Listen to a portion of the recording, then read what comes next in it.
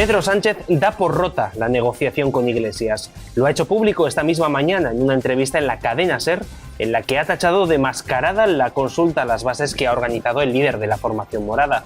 A través de este tuit, el presidente en funciones ha dicho que ha hecho 5 propuestas a Unidas Podemos. Dice además que en la última ofreció incorporar perfiles cualificados de Unidas Podemos al Consejo de Ministros. Le ofrecí por primera vez en los 40 años de democracia, un candidato a la presidencia del gobierno le ofreció la incorporación de determinadas personas de Unidas Podemos con cualificación para poder liderar algunos de esos departamentos al Consejo de Ministros.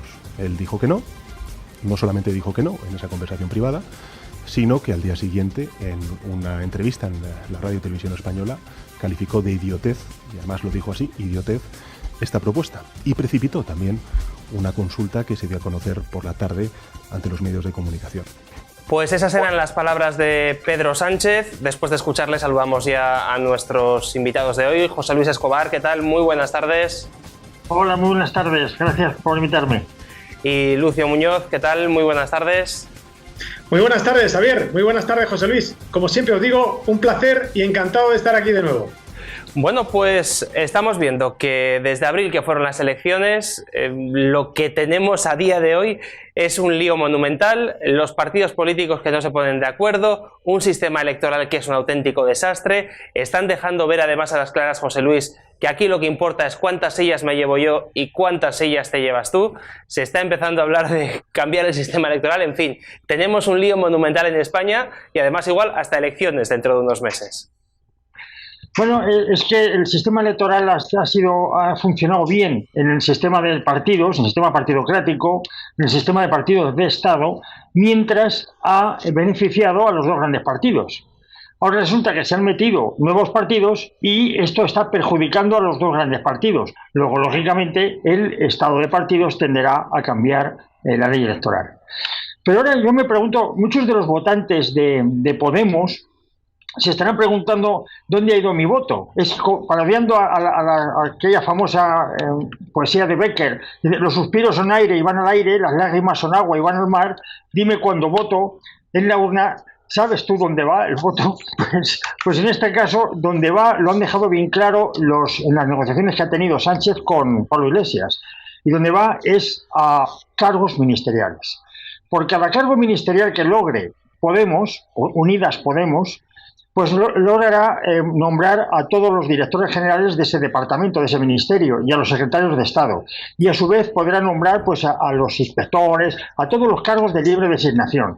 Con lo cual, el voto de Unidas Podemos ha ido iría a facilitar que Pablo Iglesias colocara allí pues a gente del partido, a gente de la familia, etcétera, etcétera.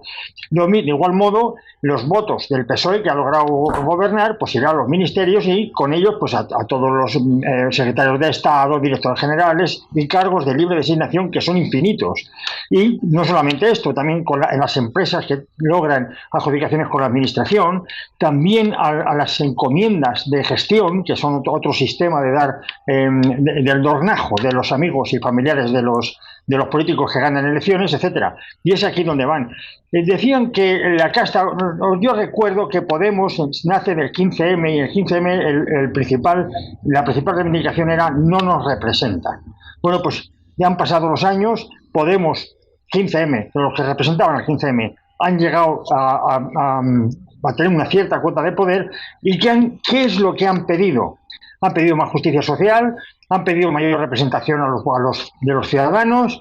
¿Qué han pedido? ¿Mayores libertades acaso? No, han pedido una vicepresidencia o unos ministerios. Mira, en Europa la clase política se puede llamar casta. En Italia, en Grecia y en España hay que llamarla mafia. Bettino Craxi, que fue el primer ministro italiano, decía que si se arrancara la mafia del Estado italiano, se arrancaría con ella las raíces mismas del Estado italiano. Este hombre tuvo la gran medalla de Carlos III, de la Orden de Carlos III, dada por el rey de España, que murió en Argel huyendo de la justicia italiana, perseguido por manos limpias en el año 2000. Esto es lo que hemos creado, la clase política que hemos creado, la mafia política que hemos creado en el sur de Europa.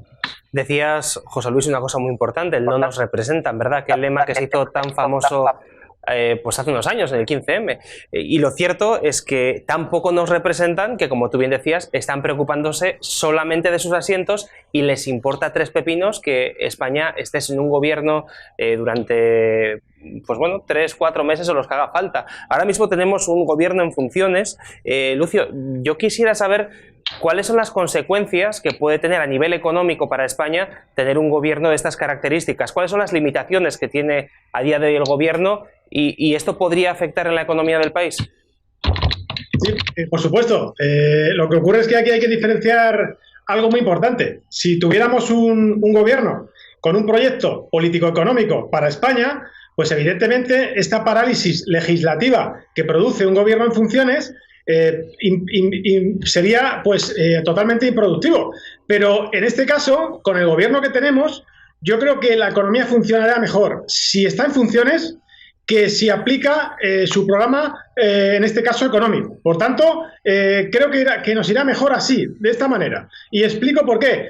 A nivel jurídico, el gobierno en funciones se regula en el título 4 de la Ley 50/1997 del 27 de noviembre de gobierno y se constituye en 5 supuestos. Tras la celebración de elecciones generales, tras la pérdida de una cuestión de confianza por parte del presidente de gobierno, tras la adopción de mayoría absoluta por parte del Congreso en una moción de censura, tras una dimisión de un presidente o tras el fallecimiento del presidente. Y sus funciones, como decía antes, se capacitan o sus capacidades se limitan, al despacho ordinario de los asuntos públicos, sin adoptar medidas, salvo en casos extraordinarios. Por ejemplo, los famosos Real Decretos Leyes, por razones de interés general, que en el caso de este gobierno, en funciones, los decretos leyes que aprobó no fueron en función de un interés general, sino de un interés electoral. Pero bueno, esta es una de sus facultades. El gobierno en funciones, por ejemplo, no puede aprobar proyectos de ley, tales como el presupuesto general del Estado, que es pues la ley más importante de un gobierno. Y tampoco puede presentar proyectos de ley en las Cortes. El presidente, por ejemplo, no puede ni proponer al rey la disolución de las Cortes, que es una capacitación suya, ni puede plantear una cuestión de confianza, ni puede proponer al rey el planteamiento de un referéndum consultivo. Aquí entra algo muy importante, que es la Diputación Permanente. Este órgano asume, tras las elecciones, todas las facultades que en relación con la aprobación de decretos leyes atribuye al Congreso de los Diputados el artículo 86 de la Constitución española y las competencias respecto a los estados de alarma, excepción y sitio, que atribuye al Congreso el artículo 116 de la Constitución española. ¿Pero qué ocurre en este momento? Pues que la Diputación Permanente no ha sido renovada. Por tanto, esta es la razón por la cual en este momento no se ha podido reprobar al ministro del Interior por lo sucedido en el Orgullo Gay. Y tampoco se puede controlar al gobierno, repito, porque esta Diputación Permanente no ha sido renovada. Esto es un déficit de este gobierno en funciones. Y en cuanto a la economía, pues como he empezado al principio de la exposición, llevamos 6 meses de gobierno, desde la disolución de las Cortes, y el país sufre una parálisis legislativa que si tuviéramos un gobierno con un proyecto político-económico que pudiera desarrollar España y pudiera aportar valor, pues evidentemente afectaría a la gestión económica, pero no es el caso. Pero como decía antes, lo más importante es la aprobación de los presupuestos generales del Estado, que es la ley más importante que puede aprobar un gobierno. No lo puede hacer en funciones. Tampoco puede tramitar, por ejemplo, el techo de gasto o el compromiso de senda fiscal que hay que remitir a Bruselas. No puede aprobar nuevos impuestos. Por eso es mejor que estemos en funciones, porque si aprueba nuevos impuestos, evidentemente, con la batería de impuestos que ha preparado este gobierno, pues la asfixia fiscal para la economía productiva produciría un deterioro enorme a nuestra economía. Por eso digo que mejor que sigamos en funciones. Y recordemos que estamos con los presupuestos prorrogados desde 2018 y podríamos estar así hasta 2020. Un gobierno también sin cuentas públicas, pues evidentemente pone en riesgo las calificaciones crediticias de nuestro país. Por no hablar de la financiación autonómica, que también está paralizada. Otra cuestión, las transposiciones europeas a nuestras leyes también están paralizadas. Esto supone que nos pueden penalizar si no cumplimos con los plazos que corresponden a cada una de las transposiciones. También hay un bloqueo de pensiones inmovilizadas desde el Pacto de Toledo, pero tal y como me he relacionado antes en relación a los impuestos, pues mejor que esté así, porque si se aplica los parámetros que ha impuesto este gobierno para aplicar a las pensiones, es decir, indexarlas o vincularlas al IPC, pues evidentemente las pensiones son insostenibles a largo plazo con este planteamiento. Así que mejor que estén bloqueadas. Y el Pacto del Agua, por ejemplo, pues también no puede salir adelante sin un gobierno de consenso. ¿Qué ocurre?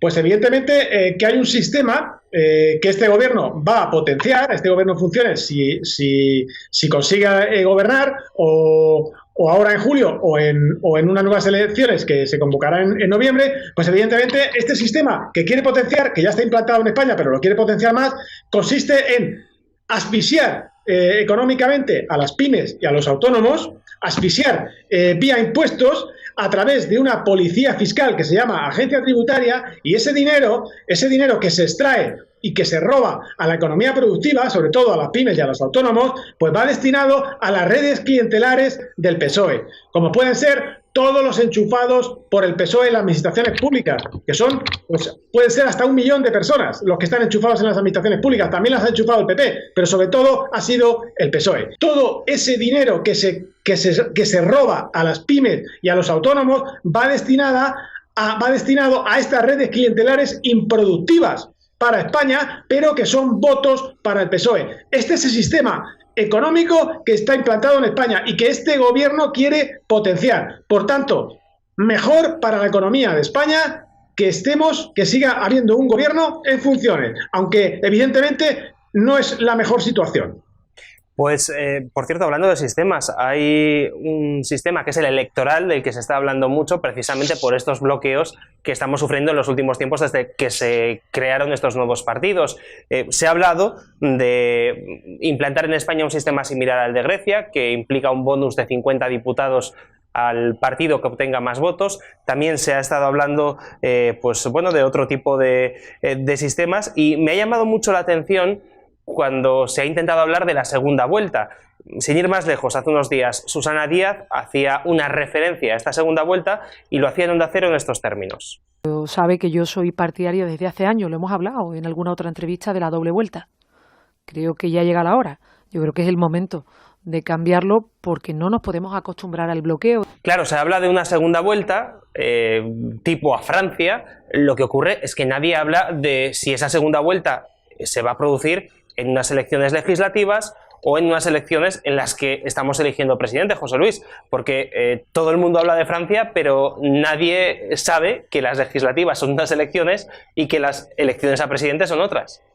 Sí, pero es que esta mujer tampoco se la puede exigir mucho más. Esta mujer ha oído decir que existe una doble vuelta y que esa doble vuelta termina con el problema de quién va a gobernar o los pactos de gobierno. Entonces ella pues se lanza y directamente dice, bueno, doble vuelta. Claro, en España, como nada más hay elecciones legislativas, se entiende que es una doble vuelta de las listas de partido para elegir diputados, de lo cual es absurdo. Es decir, ¿de qué estaríamos hablando? De que después de unas elecciones se hubiera una segunda vuelta solamente con los partidos mayoritarios, es decir, con PP y PSOE, y así barrer a todo lo demás.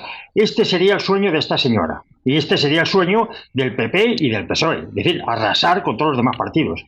Mira, para hacerlo como Dios manda, habría que realizar unas elecciones al presidente de Ejecutivo, presidente de Gobierno. Bien. Y efectivamente a doble vuelta. Entre los dos o tres o dos que hubieran sacado más votos, se hace una doble vuelta y ya se elige uno. Y ese uno forma gobierno y se acabó. Santas Pascuas. No hay más negociaciones ni más historias. Así está en Francia o en Estados Unidos. O en Inglaterra. Pero, claro, eso es para elegir al presidente ejecutivo. ¿Qué pasa con el legislativo? Pues habría que elegir a doble vuelta el diputado de distrito. Cada 100.000 habitantes aproximadamente se elige a un diputado de distrito y y si salen, lo mejor sería doble vuelta, para que saliera uno y en todo caso nombrar un sustituto, por si acaso hay que deponerle porque no obedece a sus votantes del distrito. De este modo se acaban con todos estos problemas. Pero ahora, ¿cuál es el problema que tienen los partidos políticos para permitir esto? Que los partidos políticos perderían el poder que tienen. El Partido Socialista, por ejemplo, en este caso, perdería el poder sobre los diputados de distrito y sobre el presidente del gobierno, que ha ganado unas elecciones y ya se independiza del partido. Si quiere seguir como presidente del gobierno, tiene que hacer lo que considere para mantenerse en él, no lo que diga el partido. Igualmente pasaría con los diputados de distrito. Estas fórmulas se oponen tajantemente a los partidos en España porque pierden el poder que tienen. En cualquier caso, y volviendo al fatídico sistema español de pactos que tenemos para elegir gobiernos, si finalmente hay un acuerdo entre el Partido Socialista y Podemos, cosa que a día de hoy por lo menos parece poco probable en base a las declaraciones de esta misma mañana del presidente en funciones, pero imaginemos que ocurre, que es investido con Podemos y con los socios independentistas. Finalmente ocurre otro 1 de octubre en Cataluña, como ya está amenazando el presidente Quim Torra. Si hay que aplicar un artículo 155 o un artículo 116, nos podemos encontrar con un gobierno que tiene ministros favorables al derecho de autodeterminación y que además tiene una Cámara que le está respaldando con los votos independentistas. Por lo tanto, la situación, Lucio, puede ser completamente caótica. Efectivamente, tú lo has definido perfectamente. De todas formas, yo creo que aunque Pedro Sánchez, creo que ha sido hoy, en unas declaraciones que ha efectuado hoy a la cadena SER, creo que ha dicho que aplicaría el 155 si la ocasión lo requiriera, yo creo que está mintiendo, con mucho respeto, por supuesto lo digo, porque no creo que aplicaran ningún 155 a sus socios de gobierno, porque sería una situación contradictoria. Por tanto, se produciría una situación bastante caótica, muchísimo peor que la que le ocurrió a Rajoy, que recordemos que aplicó el 155 en Cataluña y en un escaso margen de tiempo se produjeron las elecciones autonómicas. Por tanto, no valió absolutamente casi nada este artículo 155 light que aplicó Rajoy. De todas formas, todavía pueden ocurrir varias posibilidades. Es decir, en el caso que no se produzca la investidura de Sánchez de la semana que viene, en septiembre, recordemos que en la tercera semana de septiembre se espera la sentencia del juicio del 1 de octubre. Y ya han anunciado algunos políticos independentistas, algunos líderes de algunos partidos independentistas, que podrían producirse situaciones pues anómalas no, porque en Cataluña serían normales, pero situaciones dantescas, como las que hemos vivido anteriormente. Recordemos que esta sentencia podría coincidir incluso con la diada o estaría cerca del día de la diada. Por tanto, sería un día en el cual se podrían producir manifestaciones o problemas callejeros o no sé si otro golpe de Estado, que no lo creo. Pero bueno, el caso es que esta situación podría provocar que incluso Podemos pues finalmente pactara un gobierno o de coalición no, sino de cooperación, tal y como quiere Sánchez, o incluso Ciudadanos se abstuviera. Si en septiembre se produjeran situaciones pues de violencia debido a la sentencia del juicio del 1 de octubre, en el caso que fuera pues calificado los tipos penales como de rebelión y fueran condenados por rebelión los acusados, los procesados. En este caso, repito, podría pactar Podemos con Sánchez y atenerse a las exigencias de Sánchez, o incluso podía abstenerse Ciudadanos. O también podía producirse, por supuesto, lo que acabas de comentar tú, la convocatoria de nuevas elecciones en el caso que no hubiera investidura la semana que viene y tampoco hubiera en septiembre, o incluso no darían oportunidad a una segunda investidura, sino que directamente tras la primera se convocaran elecciones. Sí, podría pasar, pero repito, la situación, yo no contemplo la aplicación del 155 por parte de Pedro Sánchez, y sí que contemplo en el caso que haya un gobierno de Frente Popular Independentista, es decir, PSOE, Podemos e independentistas, sí que contemplo cesiones a independentistas catalanes y a independentistas vascos. Cesiones encaminadas a la independencia de Cataluña y a la anexión del País Vasco a Navarra. Eso es lo que contemplo. No creo que se aplique el 155, ni aunque se produzca una situación, pues, denominémosla dantesca. En cualquier caso, si hubiera repetición de elecciones, José Luis, ¿qué partido sería el más beneficiado y cuál es el más perjudicado? Te hago esta pregunta porque aunque veamos en las encuestas de Tezanos que el PSOE parece estar en la Champions League, recordemos que nos viene una crisis económica potente y cuando la gente empieza a ver que esa crisis la afecta, quizás se lo piense dos veces antes de volver a votar al Partido Socialista. Por lo tanto, no sé yo si el Partido Socialista puede acabar muy bien parado en noviembre cuando ya se empiecen a notar estos efectos de la crisis. Bueno, yo considero que en el español medio le importa un pito la crisis. Es decir, si el español medio fuera consciente y fuera coherente cuando va a entregar un voto a una urna o siquiera y darse un paseo hasta ella, fuera consciente de lo que ha ocurrido con la banca y con las cajas y con el dinero que tiene que pagar de sus bolsillos para financiar toda la crisis bancaria, todo el dinero que le han robado, si fuera consciente, que debería de serlo, de todo el dinero que sale de su bolsillo para financiar pues las dobles imposiciones, el sobreprecio de los precios de los contratos públicos, las financiaciones que están sin justificar, sin decir dónde se ha invertido ese dinero, pues hombre, lo que haría sería, cuando vean una urna, cambiarse de acera. Pero el español no, el español le da igual en la corrupción, le da igual en la crisis económica y seguramente irá a votar. Como siempre. ¿Qué ocurrirá aquí? Que puede ser que haya un trasvase de los votos de Podemos a votos del PSOE, porque se han demostrado que los votantes de Unidas Podemos han visto que sus votos no valen absolutamente para nada y que además se han utilizado exclusivamente para conseguir puestos para sus jefes, para el conde de Galapagar y su séquito. Por lo tanto, sí que puede haber un trasvase de fondos y, por tanto, quizás Sánchez esté presionando en este sentido, para unas nuevas elecciones.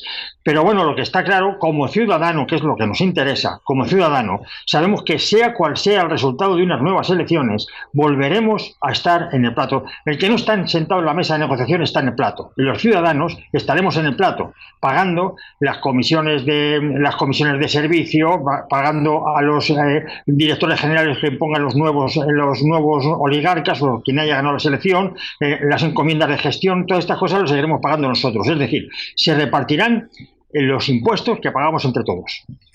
Y ya para terminar, Lucio, porque hay una cosa de la que no se habla mucho cuando se habla de repetición de elecciones y es el costo económico que supone una repetición de los comicios. No solamente el hecho de organizarlas, sino también el regalito, ese bonus que se lleva cada partido, porque tengo entendido, Lucio, que cada partido por cada voto que recibe tiene un dinerito extra y si hay elecciones ahora, pues se llevarían unos cuantos eurillos por cada voto. Sí, exactamente, Xavier, así es, como tú bien dices. Tengamos en cuenta que organizar unas nuevas elecciones podría tener un coste entre 165 millones de euros y 185 millones de euros. Más o menos se calcula que unos 130 millones de euros pues se destinan en concepto de gastos de organización y 45 millones de euros se destinan a subvenciones electorales, concedidas, evidentemente, como no puede ser de otra manera, a los partidos políticos españoles. El precio, por ejemplo, que representó para las arcas públicas, la repetición electoral última, fue de 175 millones de euros. Por tanto, y si nos atenemos a datos del 28 de abril de 2019, el Estado abonó 21.167 euros a los partidos políticos por cada escaño que consiguieron en el Congreso y en el Senado. En este caso, evidentemente, elecciones generales, tal y como la que podemos tener en noviembre del presente año. Si no hay, evidentemente, ningún acuerdo entre Podemos y PSOE o no se abstiene Ciudadanos. Que parece ser que no, aunque ya, como he explicado anteriormente, puede ser que en septiembre cambie de opinión, o no, ya veremos. Por ejemplo, en las elecciones europeas, el Estado abonó a los partidos 32.508 euros por cada escaño en el Europarlamento. Y por cada concejal en las elecciones municipales, el Estado abonó 270,9 euros por cada concejal a cada partido político, evidentemente. Y en las autonómicas, pues como las cifras varían, pues no he anotado ninguna cifra, puesto que varían en función de cada comunidad autónoma. Por tanto, estas son las estupendas subvenciones que se conceden a los partidos políticos en las elecciones, ¿no? Estas subvenciones, evidentemente, en función de los gastos electorales, se publican en el BOE. Por orden del Ministerio de Economía y Hacienda. Por tanto, todos los españoles las pueden consultar y pueden ver a cuánto ascienden. Esto es una consecuencia del corrupto régimen del 78, que decidió, para supuestamente cristalizar la democracia, que luego hemos visto que se ha convertido en una pseudo-democracia, pues para consolidar esta democracia se decidió que se subvencionaran los partidos políticos. Entre otros gastos subvencionados, pues evidentemente los relativos a los gastos electorales. Y esto es una corrupción en sí misma, puesto que cada partido político debería nutrirse de los fondos procedentes de cada afiliado. Y este sí que sería un sistema democrático si empezáramos por no subvencionar ni a los partidos políticos, evidentemente, ni a los sindicatos, ni a las confederaciones empresariales, etcétera, etcétera, etcétera. Pero empezando, evidentemente, por no subvencionar a los partidos políticos. Y repito, esto es una de las derivaciones pues de este sistema político-económico corrupto derivado del 78. Que nos está abocando pues a la situación actual y a la que no le veo ninguna solución en el corto, medio, incluso largo plazo. Pues con esta última reflexión nos vamos a quedar, no tenemos tiempo para más. José Luis Escobar, muchísimas gracias por haber estado con nosotros. Gracias a vosotros. Por cierto, José Luis, antes de despedirte, cuéntanos en el Crítico.org, en nuestro diario digital, ¿qué tenemos esta semana? Pues está el nuevo artículo, una serie de artículos que está escribiendo nuestro amigo Luis, no recuerdo el apellido, referente al monopolio de la mentira. También Iago Mejuto ha escrito algunos artículos, también es otra serie de artículos referentes a la propiedad intelectual. Sobre la representación y cuestiones políticas, también José María Aguilar. Martín Rubio, un excelente humanista, uno de los humanistas más formados, yo creo, del siglo XX-XXI en España, está escribiendo también una serie de artículos, los últimos muy, muy interesantes. En fin, hay para dar y tomar. Bueno, pues el Crítico.org es el diario que están gestionando nuestro compañero José Luis Escobar aquí presente y también nuestra compañera María Ángeles. Lo dicho, José Luis, muchísimas gracias por habernos acompañado hoy. Gracias a vosotros. Y también despedimos a nuestro compañero Lucio Muñoz. Lucio, gracias por estar con nosotros un día más. Muchísimas gracias, Xavier, a vosotros. Muchísimas gracias, José Luis. Ha sido un placer como siempre. Buenas tardes. Nosotros cerramos aquí este programa. Recuerda que si quieres colaborar con nosotros lo puedes hacer a través de la cuenta de Patreon que tienes aquí debajo en la cajetilla, y te recordamos también que hemos puesto en marcha un segundo canal de YouTube, Demos TV2, un canal donde también subiremos todos los vídeos que hacemos diariamente para Demos Televisión. ¿Por qué hemos hecho este canal? Pues porque hemos visto que los canales como el nuestro, que son relativamente incómodos, muchas veces los acaba cerrando YouTube. Entonces es un pequeño salvavidas para poder seguir hablando de política de una manera libre, como lo hacemos en esta mesa. Demos TV2, si queréis suscribiros para tenerlo por si acaso, ahí está en marcha. Mañana a las 9 volvemos con más criterios. Que seas feliz y que tengas muy buena noche.